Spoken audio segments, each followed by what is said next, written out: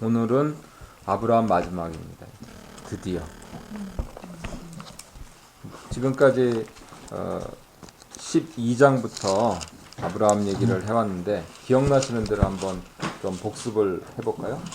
쭉 돌리시면서 12장부터 아브라함에 관해서 기억나시는 거요?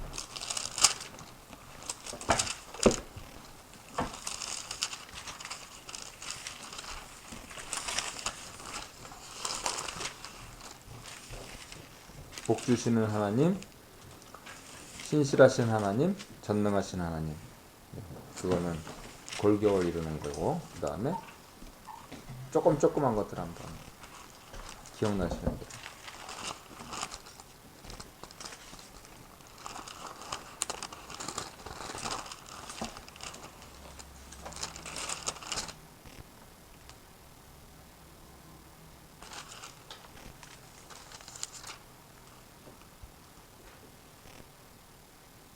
아브라함이 사기를 몇 번 쳤죠? 와이프 넘긴 거요? 네, 와이프 넘겨가지고 한몫 잡았던 두 번. 애굽왕 바로한테서 했고, 그 다음에 그라랑 아비멜렉, 블레셋 왕 아비멜렉. 그리고 아브라함은 아들이 몇 명 있죠? 2명. 네. 현재까지는 2명이고 저 뒤에 가면 이제 또 났습니다. 그래서 믿음의 조상 아브라함은 7명의 아들이 있었는데요.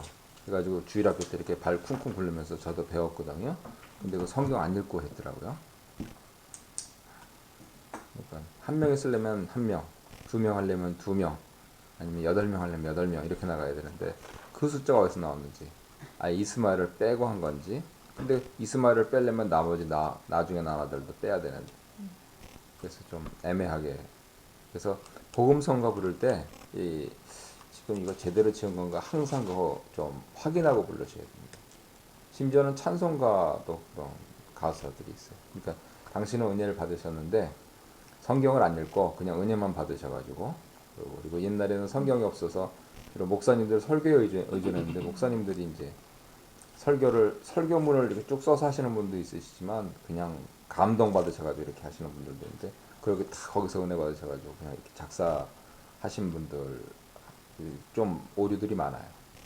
이 성경이 말씀하는 건가 하는 부분들 꼭 점검해야 될 게 있고요. 그래서 특히 찬송하고 복음성가 부르실 때 가사 이렇게 따져보셔야 됩니다. 신실하신 하나님, 그거는 뭐죠? 복 주신 하나님, 신실하신 하나님, 전능하신 하나님. 네. 그리고 지난주에는 구조에 대해서 우리가 공부했습니다. 구절만으로 은혜 받는 것뿐만 아니고 구조를 통해서 은혜 받는다는 거. 오늘 이어서 22장, 23장 함으로써 이제 아브라함 이야기 끝낼 건데요.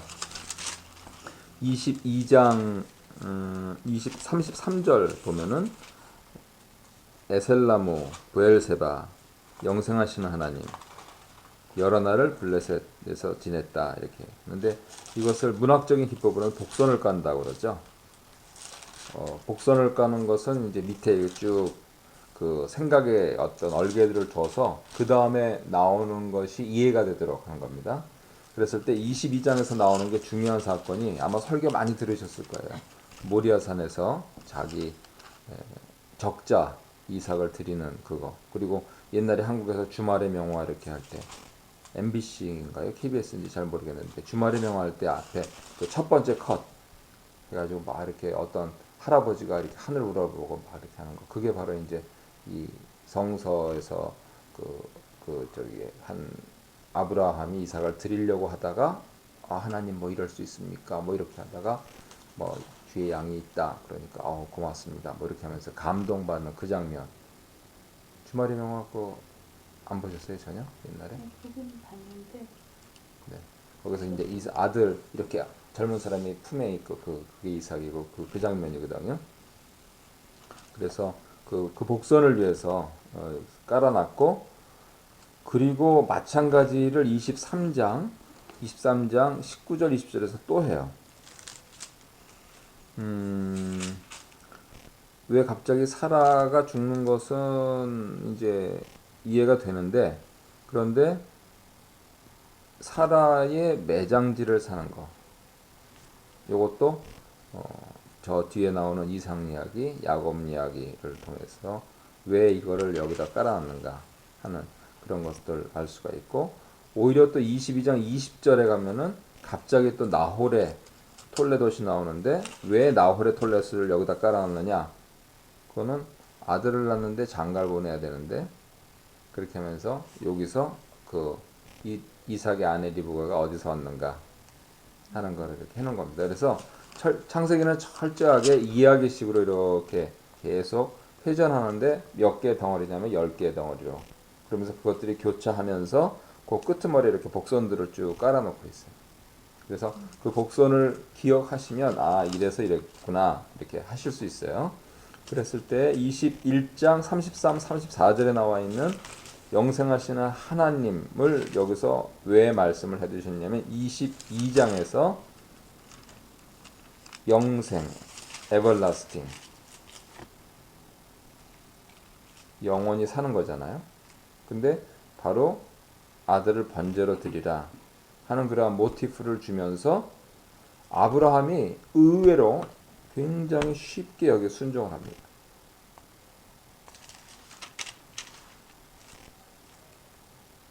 나 같으면은 아들을 드리라 그러면은 저는 감사하죠. 아들 없는데요. 그럼 아들을 드리라 그러면은 어떻게 하시겠습니까? 뭐 주의 종으로 드릴까요? 그거에 뭐 한번 생각해보고 뭐 지가 좀 그렇게 하죠. 뭐 이렇게 하겠는데 아니고 번제로 드리라. 지금 시대가 어느 시대인데 쉽게 순종할 수가 없거든요. 더구나 이 아들이 어떤 아들입니까? 하갈하고 이스마엘 내쫓고 마누라 등살에 그냥 아주 그냥 네 그냥 못 이겨서 아주 그냥 그래도 어떻게 해요? 적지한 걸 그래가지고 딱 이렇게 한 아들이거든요. 그리고 또 이 아들이 어떤 아들입니까? 몇 년 만에 얻은 아들입니까?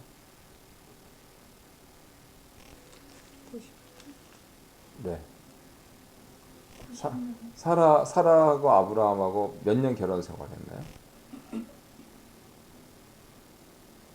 몇 살에 결혼했죠? 몇 살에 결혼했는지는 이제 어느 소설가 쓰겠죠. 아브라함하고 사라하고 몇 살에 결혼했는가는 나오진 않죠. 성경에 나왔죠. 네. 근데 아브라함이 사라하고 결혼해서 자녀가 없었다 하는 사실이 나오고, 그러다가 정확한 연대가 나오기 시작하는 것은 아브라함이 75세 때, 사라는 65세 때, 10살 차이니까요.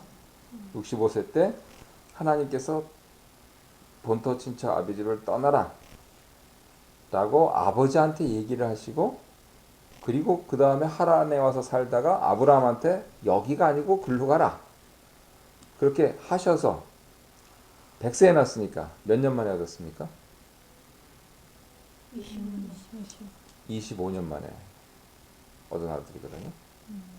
그러니까 이 아들이 어떤 아들인데, 본토 친척 아비집을 떠나라. 오케이, 떠나라니까 떠나지 뭐. 근데 뭐 나는 어떻게 했으니 먹고 살 수 있단 말이죠.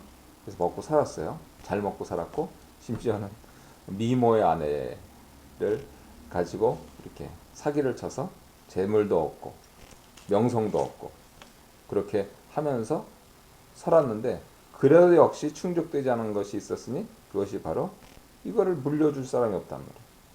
오늘날하고는 또 다른 의미죠. 옛날에 물려줄 사람이 없는데 그 물려줄 사람을 하나님께서 무려 25년 만에 주셨다는 거죠.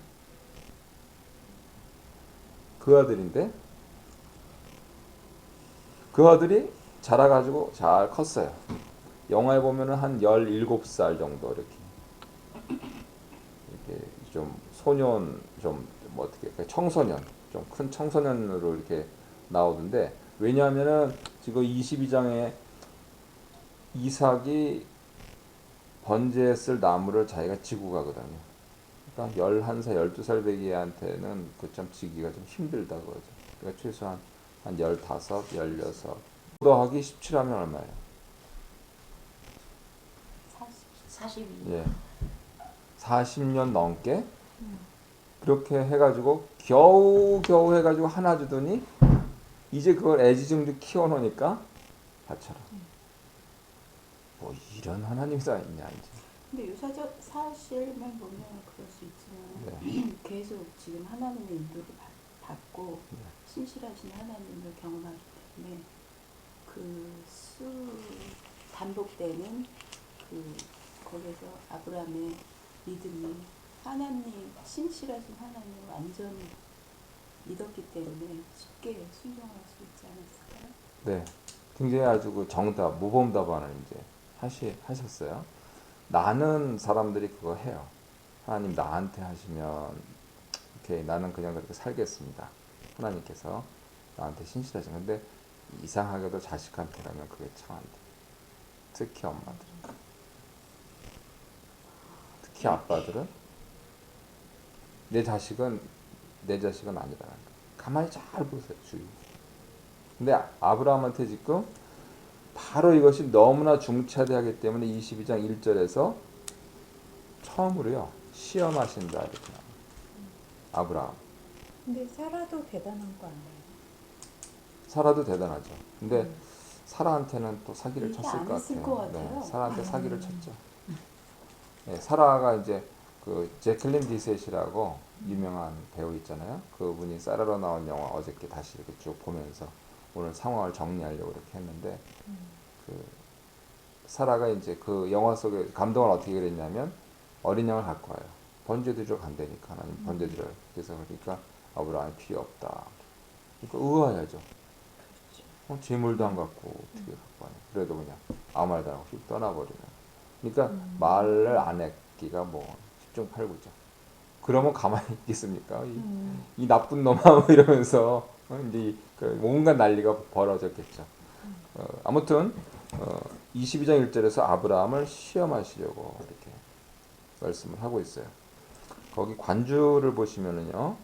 22장 1절에 대해서 고린도전서 10장, 히브리서 11장, 야고보서 1장이 이렇게 나와 있는데 고린도전서 10장에는 이제 감당할 시험 외에는 주지 않으신다.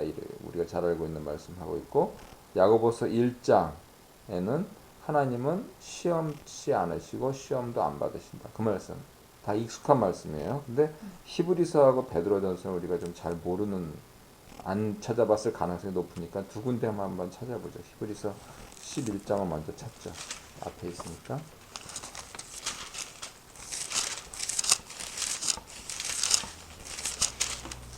히브리서 11장 17절 365페이지.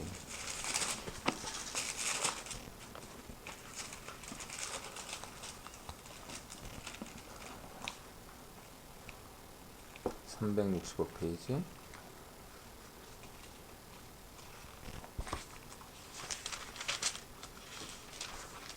함께 읽겠습니다. 시작. 아브라함은 시험을 받을 때 믿음으로 이삭을 드렸으니 저는 약속을 받은 자로 돼 그 독생자를 드렸느니라. 아멘. 학자들은요 히브리서 이 11장 17절이 창세기 22장 1절에 이 아브라함의 믿음을 굉장히 약화시켰다 그래요. 무슨 믿음으로 이삭을 드렸냐. 이렇게 하면 아브라함이 좀 이렇게 대가를 그러니까 하나님 우리가 설교 시간에 듣는 거는 하나님께서 죽이지 않으실 거다. 또 내가 죽이더라도 하나님께서 다시 살리실 거다. 그래서 이삭은 부활한 거다. 그래서 부활하신 예수님. 그래서 성경에 있는 근거를 가지고 그렇게 말씀하시는데 지금 창세기 22장에 있는 이것만 가지고는요. 아브라함은 이야 정말 이 사람 믿음 좋다. 이걸로 끝나는 거지. 나는 그렇게 못한다. 나는 그렇게 못한다 하는 게 이게 솔직한 심정이지. 히브리서 11장에 자 믿음이 이렇지 않느냐. 아브라함은 이랬지 않느냐. 그러니까 너도 그렇게 해라. 아 나 그렇게 못한다. 사람. 솔직히 뭐 목사님이건 장로님이건 집사님이건 줄 서가지고 솔직히 당신 아들 여기서 칼로 찍어서 찍어가지고 미쳤냐고. 지금 세상이 어떤 세상인데 뭐 이렇게. 그렇게 하면 안 되지 않아요? 그 자식이 내가 그 자식의 목숨을 선택해서 막 이렇게 하면 안 돼. 그렇죠. 윤리적으로 문제가 그러니까 벌써 우리는 신앙 문제가 아니고 윤리 문제에 걸려버려요. 우리는. 그러니까 뭐 이거는 옛날에 창세기 22장 옛날 책이니까 뭐 소설책 읽듯이 이렇게 한다 그랬는데 이거를 오늘 나한테 적용하고 산다 그러면은 아브라함의 이 믿음은 정말 굉장한 믿음이다. 난 못하는 거예요, 솔직히. 난 이건 못한다는 거예요. 하나님 나 벌 줘도 이거 못하겠다는 거예요. 윤리에 걸려가지고. 근데 신앙은 아예 생각지도 않는 거예요, 우리 현대인들. 그래서 그런 차원에서 이제 학자들이 그런 얘기를 하고 있고 보다 중요한 영적인 의미는 히브리서, 야고보서, 베드로전서 이렇게 나가잖아요. 그 뒤에는 베드로전서 한번 보죠. 베드로전서 1장.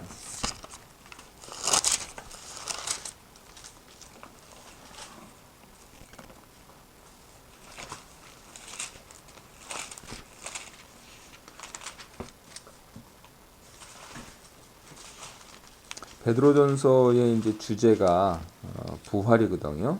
부활인데 1절, 2절 베드로전서 1장 1절, 2절은 인사말이고 3절부터 9절까지만 저하고 교독하시죠. 3절 제가 먼저 읽을게요. 찬송하리로다 우리 주 예수 그리스도의 아버지 하나님의 그 많으신 긍휼대로 예수 그리스도의 죽은 자 가운데서 부활하심으로 말미암아 우리를 거듭나게 하사 산 소망이 있게 하시며 썩지 않고 더럽지 않고 쇠하지 아니하는 기업을 있게 하시나니 곧 너희를 위하여 하늘에 간직하신 것이라. 너희가 말세에 나타내기로 예비하신 구원을 얻기 위하여 믿음으로 말미암아 하나님의 능력으로 보호하심을 입었나니 그러므로 너희가 이제 여러 가지 시험을 인하여 잠깐 근심하게 되지 않을 수 없었으나 오히려 크게 기뻐하도다. 너희 믿음의 시련이 불로 연단하여도 없어질 것보다 더 귀하여 예수 그리스도에 나타나실 때 칭찬과 영광과 존귀를 얻게 하려 함이라. 예수를 너희가 보지 못하였으나 사랑하노라. 이제도 보지 못하나 믿고 말할 수 없는 영광스러운 즐거움으로 기뻐하는 합독하시죠. 믿음의 결국 곧 영혼의 구원을 받음이라. 아멘. 믿는 결국은 영혼의 구원이다. 예. 그래서 관주에서 이제 이 아브라함이 받은 시험, 이 불로 연단하는 시험이라는 거죠. 이 시험을 아브라함이 받고 잘 통과하고 그리고 구원받았다 겁니다. 교회에서는 이제 구원받았으니까 예배드립시다 그러는데 예배드려서 구원받는 그 삶을 살아가는 겁니다. 이게 성경